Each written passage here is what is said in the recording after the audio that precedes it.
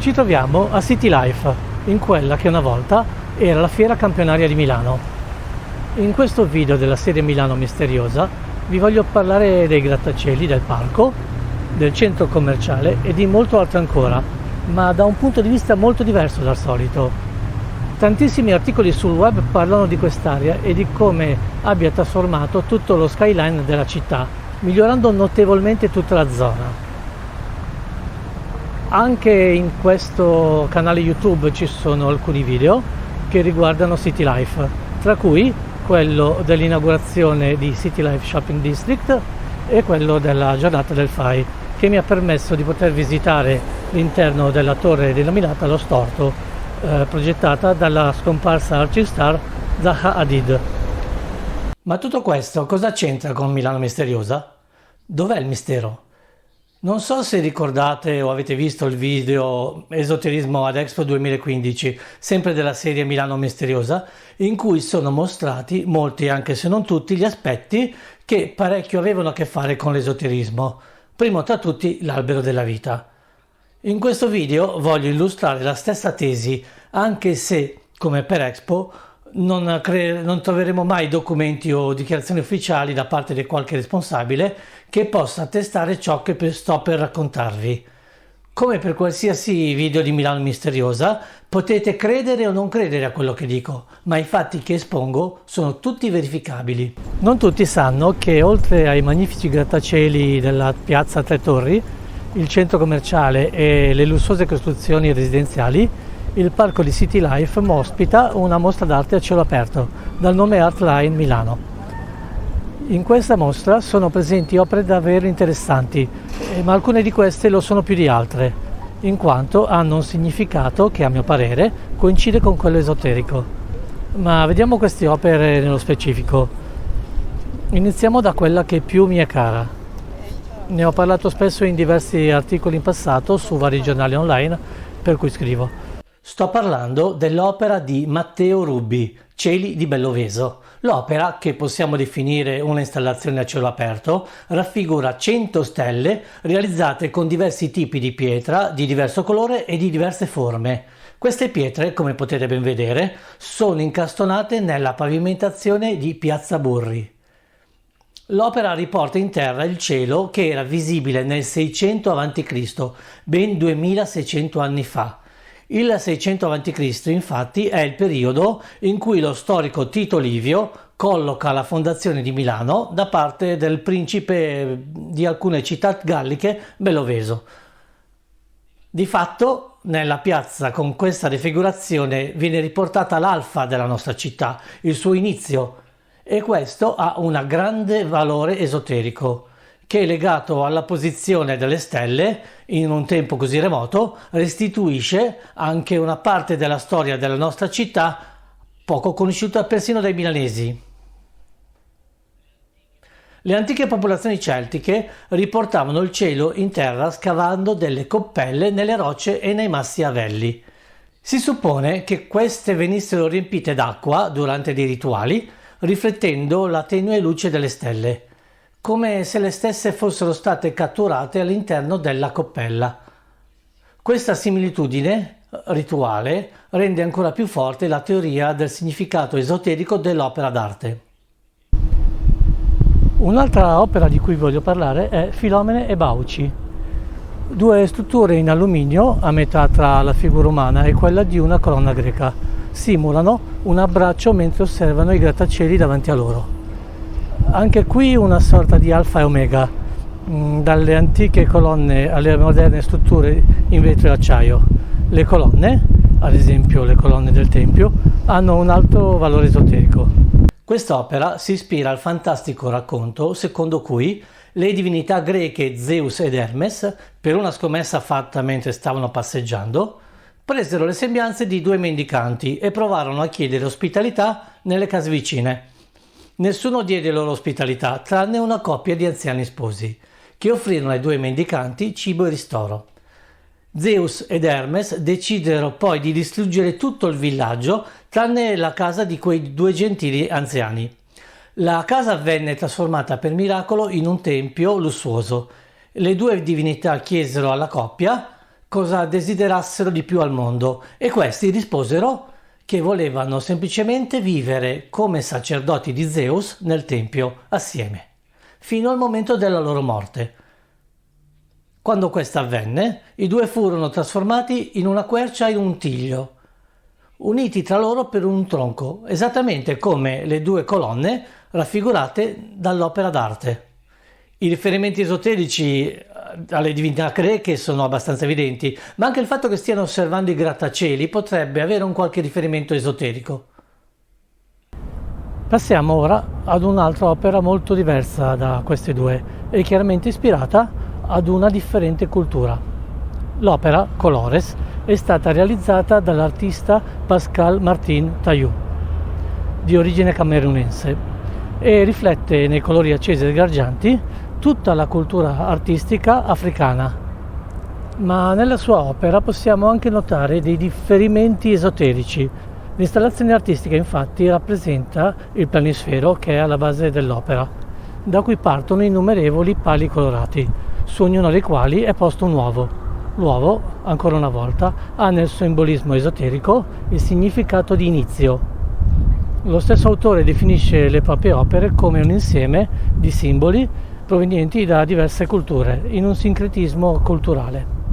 Per raccontare quest'opera, intitolata Vedovelle e draghi verdi, dobbiamo spostarci in diversi punti del parco di City Life. Infatti, questa installazione è dislocata in ogni punto in cui si trova una delle note amatissime fontanelle milanesi, che prendono il nome di Vedovelle.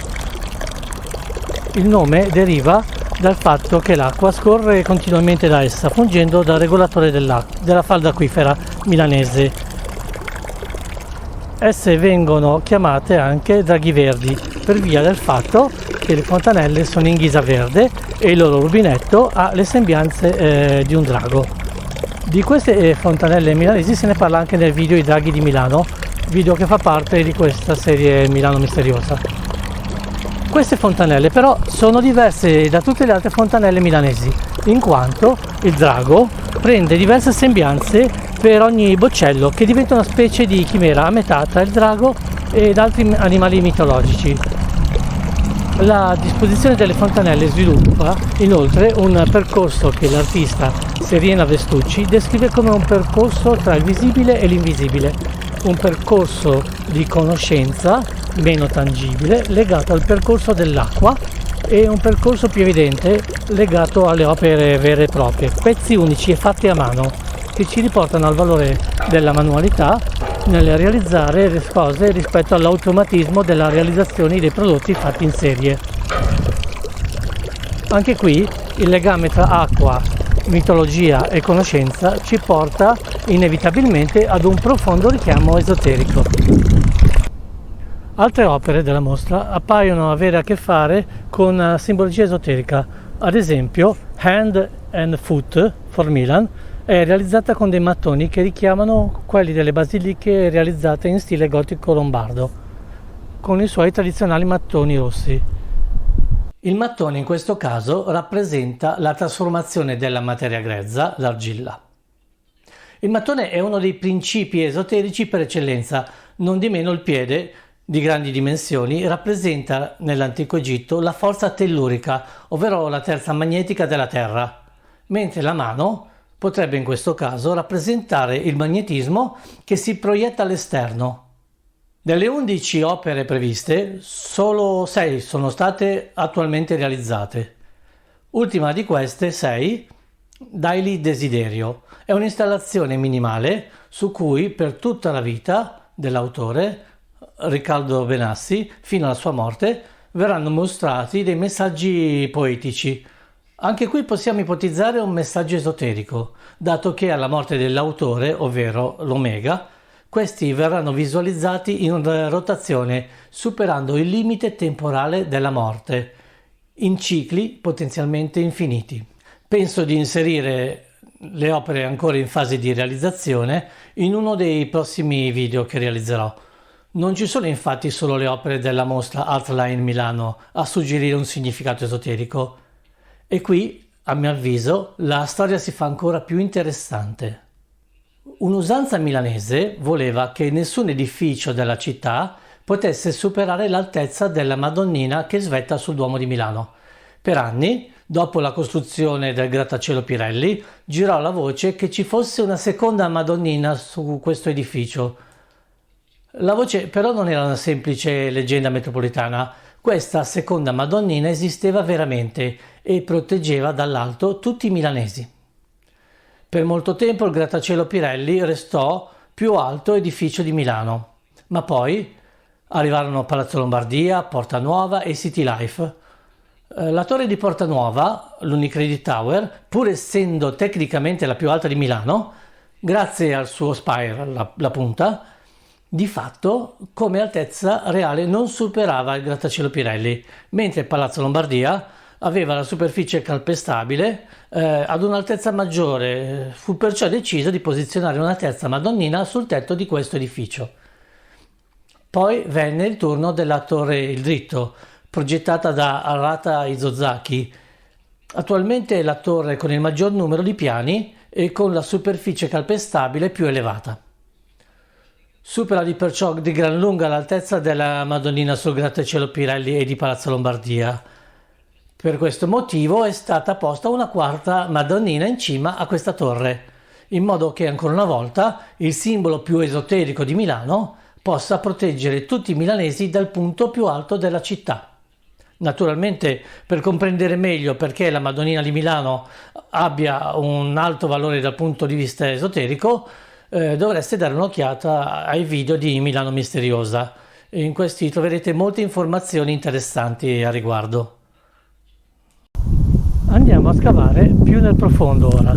Qui siamo ancora più nel campo delle ipotesi, dato che quello che sto per raccontarvi è una mia congettura. Non vi è nulla di scritto che possa supportare questa tesi. Il centro commerciale, il City Life District, è orientato perfettamente sull'asse ovest-est, esattamente come il Duomo di Milano. E allora?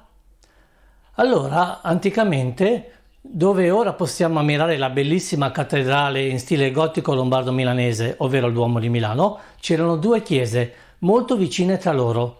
Santa Tecla, la più grande, era la cattedrale estiva, mentre Santa Maria Maggiore era quella invernale, leggermente più piccola. Tra le due chiese, nel mezzo, il battistero di San Giovanni alle Fonti. Anche il centro commerciale è diviso in due parti.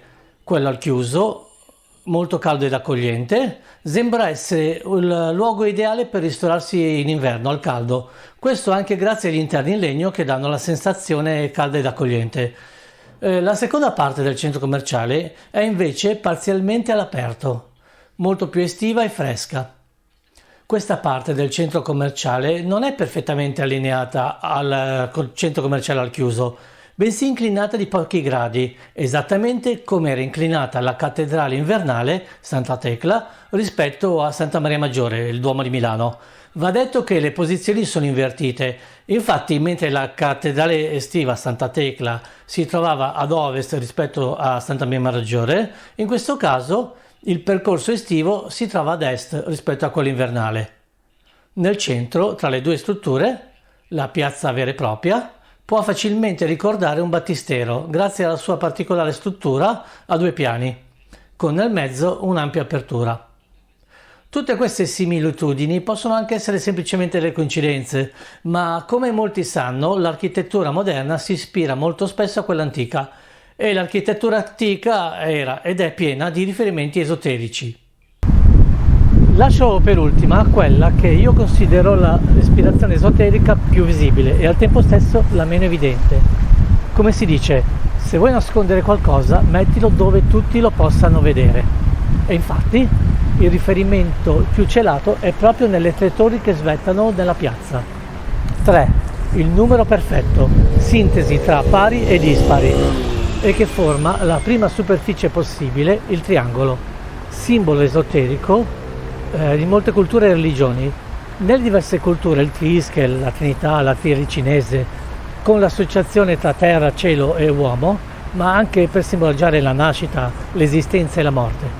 Nella religione cristiana la trinità, le tre croci, le tre Marie, i 3 giorni prima della resurrezione, fanno sempre riferimento a questo numero.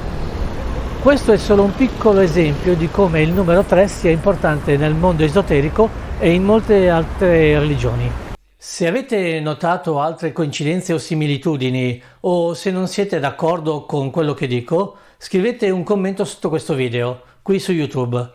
Se il video vi è piaciuto, condividetelo sui vostri canali social e iscrivetevi al canale YouTube, ricordandovi di attivare la campanella delle notifiche. Al prossimo video di Milano Misteriosa allora, ma se nel frattempo, dato che i tempi di realizzazione sono abbastanza lunghi, volete guardare altri video della serie Milano Misteriosa o i tantissimi video che ho realizzato, mi renderete sicuramente felice. Ovviamente, se lasciate un commento non mancherò di rispondervi. Grazie e alla prossima, ciao!